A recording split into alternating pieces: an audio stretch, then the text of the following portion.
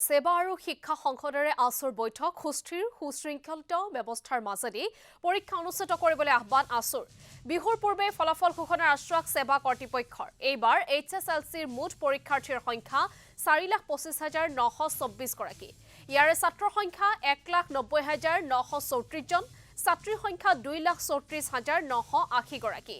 মুঠ 913টা কেন্দ্ৰত অনুষ্ঠিত হ'ব এইচএছএলচি পৰীক্ষা উচ্চতৰ মাধ্যমিকত অৱতীৰ্ণ হ'ব 2,79,946 গৰাকী পৰীক্ষাৰ্থী কলা শাখাত অৱতীৰ্ণ হ'ব 2,06,305 গৰাকী পৰীক্ষাৰ্থী বিজ্ঞান শাখাত 55,200 গৰাকী পৰীক্ষাৰ্থী অৱতীৰ্ণ হ'ব বাণিজ্য শাখাত অৱতীৰ্ণ হ'ব 17,562 গৰাকী পৰীক্ষাৰ্থী ব্যক্তিগত শাখাত অৱতীৰ্ণ হ'ব বৃত্তিগত শাখাত অৱতীৰ্ণ হ'ব 879 গৰাকী পৰীক্ষাৰ্থী মুঠ 877টা কেন্দ্ৰত অনুষ্ঠিত হ'ব উচ্চতৰ মাধ্যমিকৰ পৰীক্ষা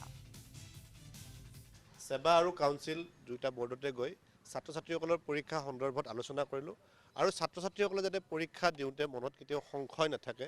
সেই কথাটোকে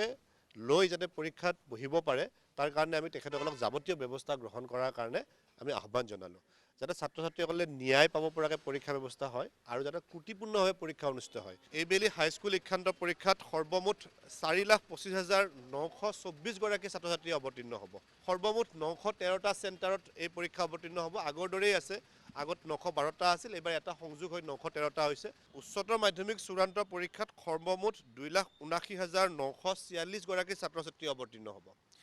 ইয়াৰে আটাইতকৈ বেছি হ'ব কলা শাখাত 2,06,305 জন ছাত্ৰ-ছাত্ৰী বিজ্ঞান শাখাত 55,200 গৰাকী ছাত্ৰ-ছাত্ৰী আৰু বাণিজ্য শাখাত থাকিব 17,562